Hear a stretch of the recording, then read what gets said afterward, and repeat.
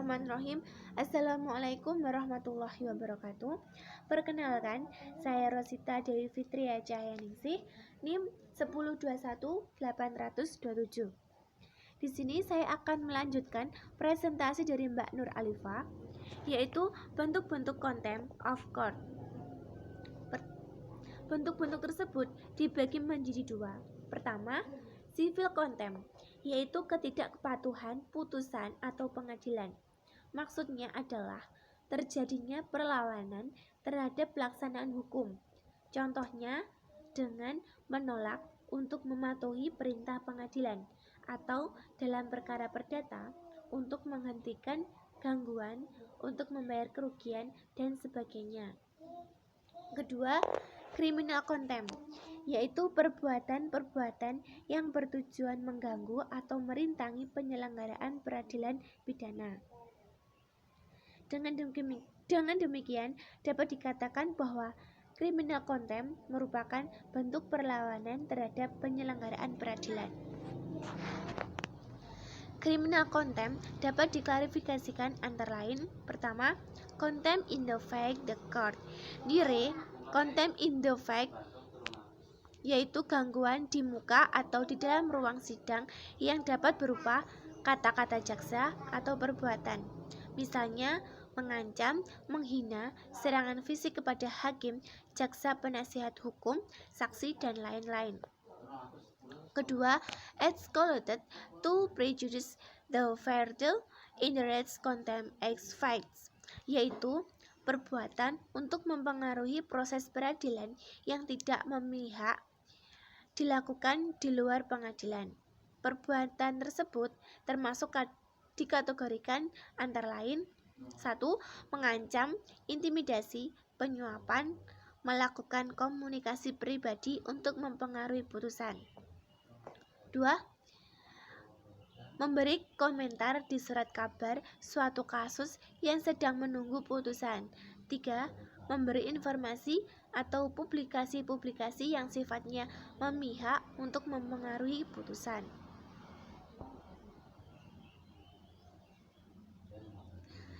Ketiga, scandalizing in the court, yaitu perbuatan yang memalukan atau menimbulkan skandal bagi pengadilan.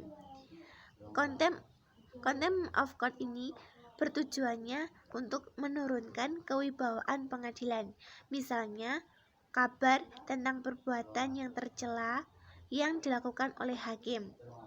Keempat, obstructing court officer, yaitu mengganggu pejabat pengadilan dilakukan di luar pengadilan dengan mengancam, menyerang, memukul, mengancam hakim, jaksa, atau jurusita setelah meninggalkan ruang sidang. Kelima, reference for acts don'ts in the court of litigation, yaitu berupa pembalasan terhadap perbuatan yang dilakukan selama proses pengadilan berjalan, yaitu perbuatan yang ditujukan kepada saksi yang telah bersaksi dari pengadilan. Selanjutnya, unsur-unsur contempt of court. Unsur-unsur contempt of court dibagi menjadi beberapa. Pertama, perilaku tercela dan tidak pantas di pengadilan atau misbehaving in court. Kedua, perilaku pengabaikan perintah-perintah pengadilan atau disobeying court orders. Ketiga, perilaku menyerang integritas dan imparsialitas pengadilan atau scandalizing the court. Keempat, perilaku menghalangi jalannya proses peradilan atau obstructing justice. Kelima, perilaku menghina pengadilan melalui publikasi atau pemberitahuan atau sub judice rules. Selanjutnya, analisis kasus.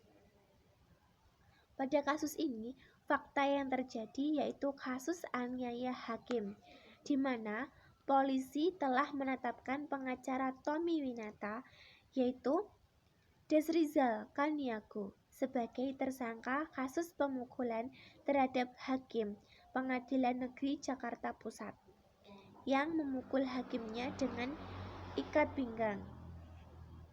Dalam penyerangan kasus ini terjadi pada saat sidang perkara perdata yang merupakan gugatan wan prestasi. Sebagai tersangka, Desrizal Caniago dijerat pasal berlapis, yaitu pasal penganiayaan dan pasal melawan pejabat hukum negara. Karena kasus pemukulan hakim oleh pengacara ini, maka Mahkamah Agung atau MA menyebutkan tindakan yang dilakukan Desrizal ini sebagai tindakan contempt of court atau penghinaan terhadap lembaga peradilan. Dan sementara itu, Ikatan Hakim di Indonesia menuntut kasus ini diproses secara hukum. Faktanya, penyerangan yang dilakukan Desrizal ini didasari dengan adanya kekecewaan pelaku selaku pengacara penggugat atas putusan hakim. Sekian dari presentasi kelompok 10. Apabila ada kurangnya, kami mohon maaf. Wassalamualaikum warahmatullahi wabarakatuh. Terima kasih.